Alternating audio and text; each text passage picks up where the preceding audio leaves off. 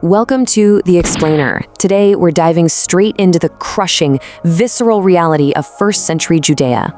We're looking at a deeply grounded historical narrative that examines exactly how ordinary peasant families survive day to day under the absolute shadow of Roman power. It's really a story of how a movement born in a freezing stable ultimately collided with the greatest empire on earth. It's a fascinating, gritty look at the daily struggles of ordinary people who were just trying to stay alive. So let's set the historical atmosphere here. We are looking at a population pushed to the absolute brink. The source text describes a land weeping tears of starvation and helplessness. Literally, just imagine waking up every single day under a severe military occupation. The clanking armor of a passing Roman patrol isn't just noise, it's a constant, terrifying reminder of your subjugation. The emotional toll of this unending oppression on a typical family just trying to scrape by, it was incredibly heavy. To really understand that level of desperation, we have to look at the number 400. The source text outlines an agonizing era known as the 400 years of silence. I mean, think about that. For 4 centuries, everyday people endured brutal slavery and hardship without a single prophecy to give them hope. Yet despite this overwhelming presence of foreign rulers, they clung tightly to their ancient traditions, whispering stories of past deliverances around meager hearth fires. The psychological tension of holding on to faith while hearing absolutely nothing back, well, it was staggering. And this brilliantly illustrates the macro pressure cooker of the time. You have an iron-fisted Roman economy inflicting crushing tax burdens.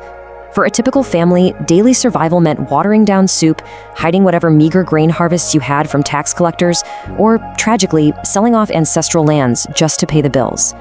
On top of that, corrupt temple priests were essentially running faith as an extortion business. Add the lethal paranoia of King Herod to the mix, and you have a society that is absolutely ready to snap. Now consider the extreme contrast of this world. On one hand, you have King Herod in his opulent Jerusalem palace, draped in silk, dining on imported delicacies. This is a man so terrified of losing power, he literally murdered his own family. On the exact opposite end of the spectrum, you have the freezing, terrifying reality of an impoverished peasant couple. Seeking shelter, they are ultimately forced to sleep in a filthy cave meant for livestock, breathing in the stench of manure. It perfectly captures the vast, really heartbreaking chasm between the elite and the commoner. Let's zoom into the micro-level struggle of Mary and Joseph. For a typical peasant family in the obscure village of Nazareth, daily survival was already on a knife's edge. Then, out of nowhere comes a decree from Caesar Augustus ordering a census. A heavily pregnant Mary and her husband are forced to abandon their livelihood and walk miles over treacherous, rocky terrain just to comply with imperial taxation logistics. The narrative details their arrival in Bethlehem, a birth in a damp animal feeding trough, and then an immediate, terrifying flight to Egypt as refugees. It's just non-stop survival mode. The narrative tension hits a horrifying peak with this number, 2. Driven by the absolute terror of a rumored rival king, the source recounts that King Herod ordered the systematic execution of every male child aged 2 and under in Bethlehem. It is a chilling, visceral reminder of the sheer cheapness of peasant life under Roman-backed rule. The wails of grieving mothers were they were simply the cost of an elite monarch's paranoia. After surviving this harrowing start and returning to Nazareth, the narrative points out that Jesus spends 30 years living the completely anonymous life of a common laborer. Think about the sensory reality of that daily survival for a second. Cutting heavy timber, acquiring deeply calloused hands, wiping dust and sweat from his brow alongside the ordinary villagers. His worldview wasn't forged in some fancy Roman academy, no. It was forged in the grueling, everyday struggle of the working class. The text then details an intense period of physical deprivation. Driven out into the barren Judean wilderness, he endures scorching days and freezing nights for 40 days without any food. At his absolute weakest physical moment, the narrative describes him facing psychological temptations to seize absolute power, wealth, and pride. Yet rather than making a grab for the very things the Roman Empire valued most, the text claims he defeats these assaults using the traditions and raw truth of ancient scripture. And this radical spark really ignited his public teaching, most notably during the Sermon on the Mount, where he flipped the morality of the ancient world completely upside down. In a society totally dominated by heavy religious legalism and brutal Roman hierarchy, offering radical grace, declaring the poor in spirit and the persecuted as blessed, was a deeply revolutionary philosophy. For a crushed peasant class that was used to being treated like dirt, it gave them their dignity back. But of course, this revolutionary stance inevitably put him right in the crosshairs of the establishment. When the religious elite attacked him for healing a man on a holy day of rest, he delivered a paradigm-shifting rebuke. The Sabbath was made for man, not man for the Sabbath. By declaring that traditions were actually meant to serve humanity, rather than humanity being enslaved to rigid laws that just made daily survival even harder, he openly exposed the hypocrisy of the elites. According to the text, this exact moment set a lethal assassination plot into motion. Which brings us to the inevitable collision between a grassroots peasant movement and imperial power. During the triumphal entry into Jerusalem, you don't see a Roman conqueror riding a towering warhorse. Instead, the narrative shows a humble king riding a donkey, a universal symbol of peace.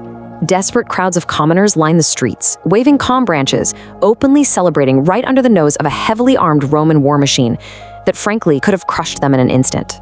The tension finally boils over in the Holy Temple.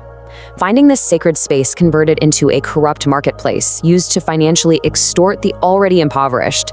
The text describes Jesus braiding a whip of cords and violently flipping the heavy tables of the money changers. Calling it a den of thieves, this wasn't just a religious statement. Not at all. It was a massive economic blow against an establishment that was bleeding the peasant class dry of whatever meager resources they had left. The cost of this profound societal disruption was betrayal from within his own inner circle. Judas, one of his disciples, agreed to betray his location. And the price? 30 pieces of silver. The source material specifically notes that this was the exact legal price of a common slave. It's a really tragic detail that emphasizes exactly how little the establishment valued the life of a revolutionary peasant from Nazareth. This collision ultimately culminated in the Hall of Pontius Pilate and the brutal, sensory horrors of Roman execution on Golgotha. The narrative spares no detail regarding the physical toll, illegal nighttime trials, scourging with a bone-laced lead flagrum that literally tore flesh, a crown of sharp thorns smashed into his skull, and the slow, agonizing asphyxiation on a heavy wooden cross. It is a stark, terrifying illustration of the empire's iron fist and the gruesome reality of what awaited absolutely any peasant who disrupted the status quo. The climax of the source narrative is deeply dramatic. After crying out, "It is finished," the text details a series of cataclysmic events. We're talking an unnatural pitch-black darkness, a violent earthquake that tore rocks apart and ripped the temple veil. Then, early on the third day, the narrative reports that the massive stone sealing his guarded tomb was simply rolled away, leaving it completely empty. It's a miraculous conclusion presented by the source text to an incredibly dark chapter. As we wrap up this explainer, I really want to leave you with the final provocative thought. Regardless of where you stand on the theology, the historical narrative is undeniable.